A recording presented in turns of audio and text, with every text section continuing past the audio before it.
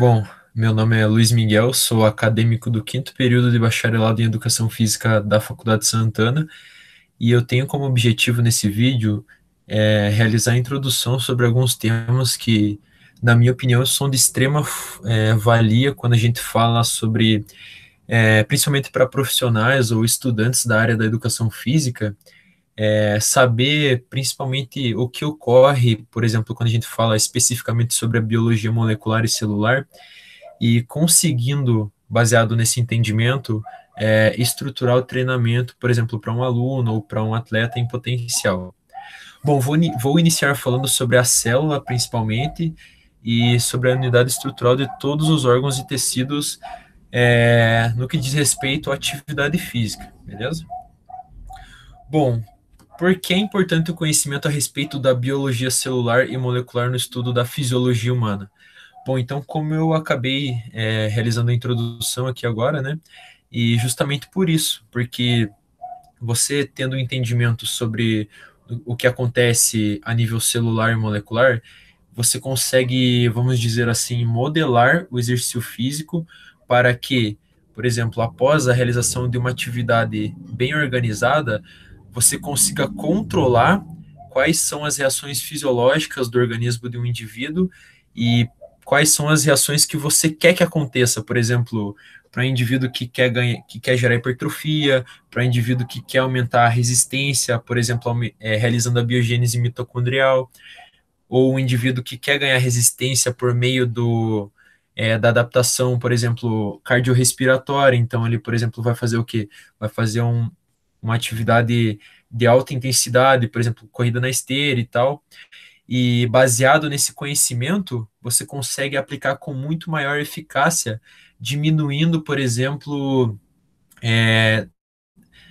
dar tiros no escuro, assim, quando a gente fala de preparação de atletas.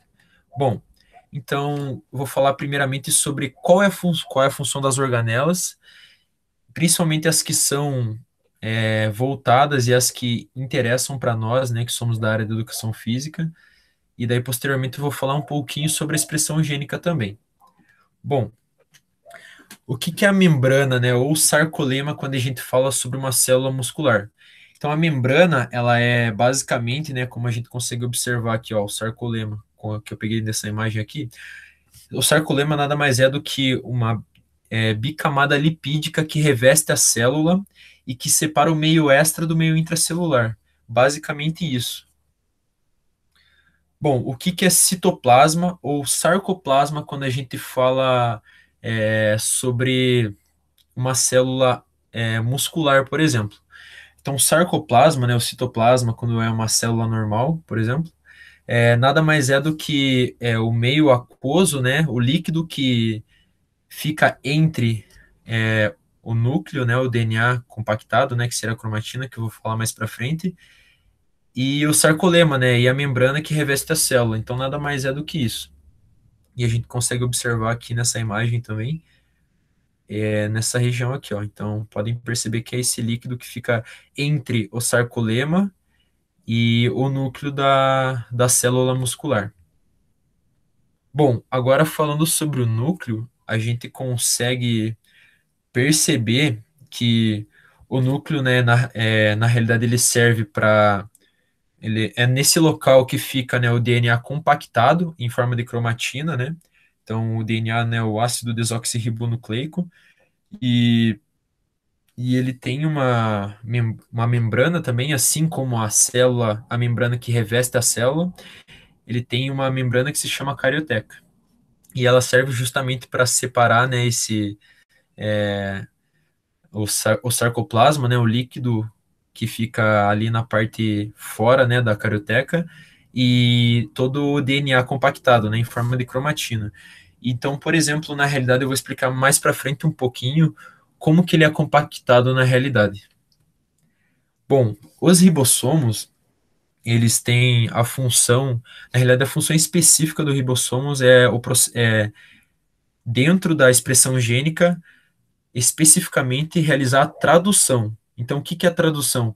É quando o RNA mensageiro ele sai da cromatina, se liga ao ribossomo e o ribossomo lê e traduz os aminoácidos que faltam para que após, né, os aminoácidos, né, que faltam, ele realiza um estímulo para que esses aminoácidos que faltam sejam exatamente os que são transportados pelo RNA transportador, que se liga ao ribossomo também. Então ele é responsável por esse processo chave de síntese de proteínas, que como a gente está falando aqui sobre um contexto, né, de atividade física, a síntese de uma proteína muscular, por exemplo, para aumentar, para gerar hipertrofia, por exemplo.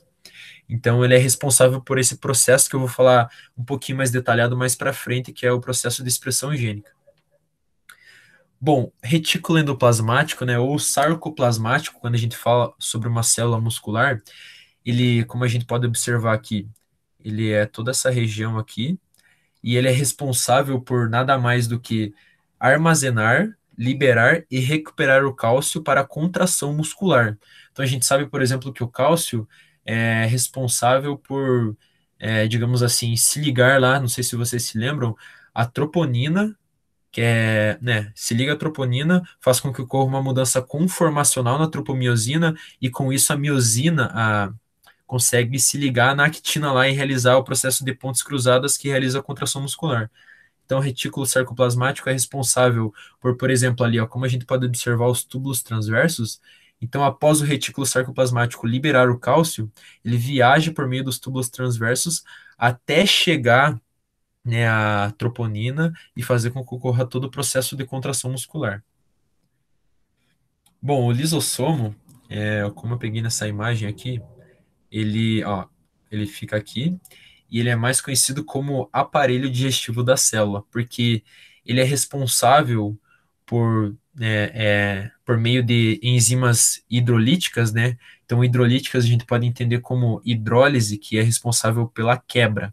Então, o lisossomo é como se fosse o aparelho digestivo da célula e ele, né, é responsável por hidrolisar outras organelas, por exemplo, que principalmente quando elas já estão um pouco danificadas. Então, por exemplo, a mitocôndria, eu vou falar mais especificamente sobre ela, mas, por exemplo, a mitocôndria, quando ela está um pouco danificada e ela se divide, que eu vou explicar um pouquinho mais para frente, que ela faz o processo de fissão, o lisossomo é responsável por ir na parte ruim lá e terminar de hidrolisar e quebrar em aminoácidos essa parte ruim da mitocôndria, entre aspas. Então, o lisossomo é como se fosse o aparelho digestivo da célula. Bom, agora a mitocôndria, e para explicar ela, eu peguei a mesma imagem aqui só para que vocês pudessem observar aqui o formato da mitocôndria. E também ela é mais conhecida como estação energética da célula, porque ela, por meio da oxidação dos substratos energéticos, que são, por exemplo, o glicogênio, né, que seria o carboidrato, a gordura e as proteínas, é, ela, por meio da oxidação desses substratos energéticos, ela realiza a ressíntese do ATP. Na realidade, ela ressintetiza, né, a creatina fosfato, só que se a gente for ver, ela é responsável pela ressíntese energética, né? E a gente sabe, por exemplo, que quando uma molécula de glicose, após, né, realizar, né, após passar pelo processo da mitocôndria, uma molécula de glicose é responsável por 38 ATPs. E a gente sabe que sem a mitocôndria, uma molécula de glicose é responsável por ressintetizar apenas 2 ATPs. Então a gente percebe que a mitocôndria é altamente eficiente quando a gente fala especificamente sobre ressíntese de ATP. E, por exemplo, como eu estava explicando antes do lisossomo e tal, então, por exemplo, a mitocôndria, ela por ter seu núcleo próprio, ela é responsável não, ela consegue fazer fusão e fissão. E também ela consegue realizar de maneira autóctone, ou seja, criar uma nova mitocôndria próxima a ela. Então, por exemplo, por que que ela teria que fazer a fissão, por exemplo? A gente sabe quando o pH da célula muscular baixa muito, ou seja, aumenta muito a acidez desse pH, a mitocôndria, né, a membrana da mitocôndria, vamos dizer assim, ela sofre alguns danos nessa membrana. E daí a mitocôndria, por exemplo, ela acaba perdendo a eficiência. Daí, para que ela consiga novamente conseguir, tipo, melhorar essa efetividade dela, ela meio que se divide em parte boa e parte ruim. A parte ruim vem o lisossomo lá e destrói, hidrolisa, entre aspas, nessa parte ruim. E a parte boa, né, que fica pequena, por exemplo, duas mitocôndrias que eram boas e daí sofreram, né, meio que uma degradação por conta do baixo pH, aumento da acidez ali na célula muscular. Duas mitocôndrias, né, realizam fissão, daí o lisossomo vem lá, destrói essas partes ruins e sobram duas tipo, mitocôndrias pequenas. Então elas também conseguem se ligar e formar uma nova mitocôndria forte lá que consegue realizar a ressíntese energética novamente. Então isso que é bem interessante. E isso ela consegue fazer porque ela tem núcleo próprio também. Então justamente por isso que ela consegue fazer todo esse desenrolar. Bom, as enzimas, a gente sabe que ela é responsável por catalisar reações, né? Então ela consegue acelerar um pouquinho o processo das reações de hidrólise ou de ligação também. E elas geralmente são de natureza proteica, né? Geralmente porque não necessariamente, tem algumas que não. E olhem só que interessante, essa imagem ela fica bem autoexplicativa. Então, um substrato que pode ser, por exemplo, uma glicose, enfim, uma proteína, ela ao se ligar em uma enzima, esse sítio ativo, que é um local, né, ela tem meio que uma semelhança, né, ela tem exatamente o modelo para que, por exemplo, uma proteína consiga se ligar, ela catalisa nessa reação e faz com que, né, por meio desse sítio ativo, ela consegue, né, por exemplo, se for um processo de hidrólise, ela realiza a quebra, né, por exemplo, se for uma molécula de glicose, por exemplo, que seja quebrada lá, ela consegue realizar ela catalisa essa reação, vamos dizer assim.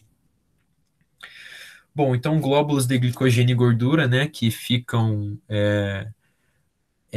são intracelular, né, então eles servem como reservatório energético da célula, né, eles são os lipídios intracelulares, ó, e o glicogênio são oxidados e utilizados para a manutenção da concentração de ATP intracelular. Então, elas servem justamente como reservatório energético da célula.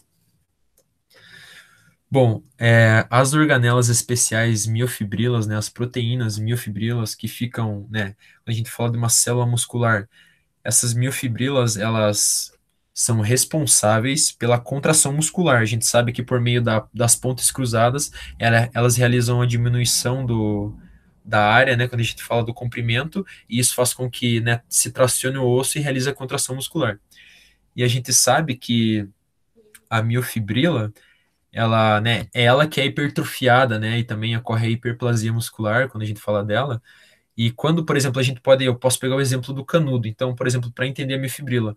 Então, a miofibrila é como se fosse um canudo que tem aquelas partes brancas e vermelhas. Aqueles riscos que cortam transversalmente os canudinhos, cada dois riscos é como se fossem os sarcômeros, né? Então, a cada sarcômero, a gente sabe que existem as proteínas miosina e actina, que são responsáveis pela contração. Então, cada sarcômero como individual se contraindo faz com que ocorra a contração da musculatura como um todo. Bom, o DNA, agora lembra que eu falei no início sobre o núcleo, agora o DNA, que é o local no qual, por meio do núcleo, né, que seria a carioteca lá, que é a membrana que reveste o núcleo, é nele que fica compactado, né, o ácido desoxirribonucleico, que seria o DNA, compactado em forma de cromatina, né? Então, a gente pode dizer, por exemplo, né, como eu coloquei aqui, possui 2,8 bilhões de nucleotídeos divididos em aproximadamente 26 mil genes. Então, como que esse DNA é compactado? Tipo, milhares e milhares de genes são compactados em cromatina, né? Bem pequeno. Porque é como se fosse, imagine assim, o seguinte, né? Eu gosto desse exemplo que o professor Cassidori falou uma vez em aula, e foi o que fez com que eu conseguisse entender de maneira sucinta, né? Como ele é compactado. Então, imagina, por exemplo, que eu pego aqueles fios de telefone lá, sabe? Aqueles telefones mais antigos e tal, que é como se fosse enroladinho assim. Então, vamos dizer que eu estico e daí junto ponta com ponta e puxo. Daí eu giro eles até não conseguir mais e junto ponta com ponta. Imagine que isso é feito infinitamente. Então é meio que assim que é realizada a compactação do ácido desoxirribonucleico. E também é nele, né, que é realizado a cópia dos genes específicos de cada síntese de proteína, né, que ocorre na expressão gênica. Então, agora eu vou falar um pouquinho sobre a expressão gênica e a síntese de proteínas. E especificamente, quando a gente fala sobre proteínas musculares, né? Quando a gente fala da hipertrofia, porque é, é meio que sobre isso que a gente está falando, né? Então, eu estou falando especificamente sobre atividade física. Então, digamos que quando a gente realiza atividade física, né, essa atividade física se feita na dose certa, ela sinaliza para a expressão gênica por meio de uma cascata de sinalização que ativa vários hormônios, né, que podem ser tanto o primeiro mensageiro como o segundo mensageiro.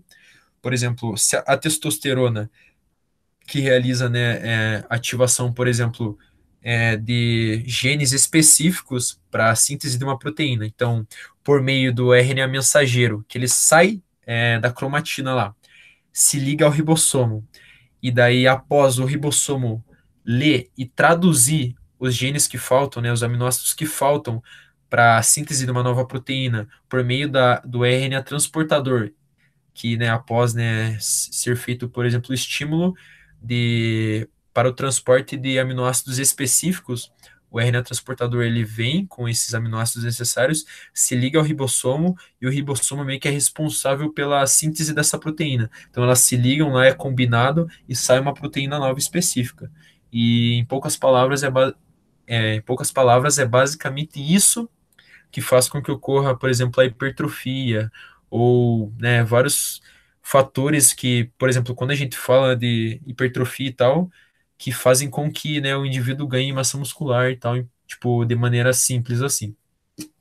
Bom, então era basicamente isso. Eu gostaria só de, né, eu queria realmente só fazer a introdução desses temas, não me aprofundar tanto assim em cada um. Eu espero que aos que assistiram até aqui, isso tenha realmente feito com que vocês tenham aprendido alguma coisa. Eu agradeço muito o tempo de vocês e até o próximo vídeo.